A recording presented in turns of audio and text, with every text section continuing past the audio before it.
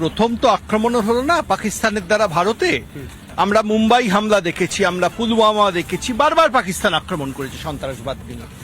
এই সমস্যার সমাধান শুধু প্রতিশোধ নেওয়া নয়। ধরুন আমরা একটা সার্জিক্যাল স্ট্রাইক করলাম, তাহলে কি হবে? আবার পাকিস্তান ফিরে আসবে, আবার আক্রমণ করবে।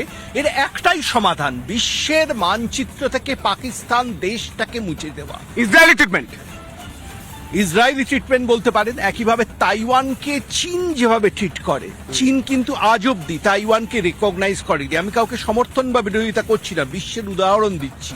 পাকিস্তানের সৃষ্টি হয়েছে টু নেশন থিওরি। 1876 সালে যে টু নেশন থিওরির উদ্ভব হয়েছিল, তার ভিত্তিতে পাকিস্তানের সৃষ্টি। ভারত এই টু নেশন থিওরি মানে না। তাহলে দেশ হিসেবে পাকিস্তানকে ভারত রিকগনাইজ করবে কেন? ভারত কেন পাকিস্তানের সাথে সমস্ত সম্পর্ক ছিন্ন করবে না? ভারত কেন বালুচিস্তানের স্বাধীন সরকারকে স্বীকৃতি দেবে না? ভারত কেন সিন্ধের আলাদা দেশের দাবিকে স্বীকৃতি দেবে না? ভারত কেন অর্থনৈতিকভাবে পাকিস্তানকে নিশ্চিহ্ন করার পথে এগিয়ে যাবে না? পাকিস্তান যদি নিশ্চিহ্ন হয়, তাহলে ভারতের বুক থেকে সন্ত্রাসবাদও অনেকটা নিশ্চিহ্ন। Download ShareChat.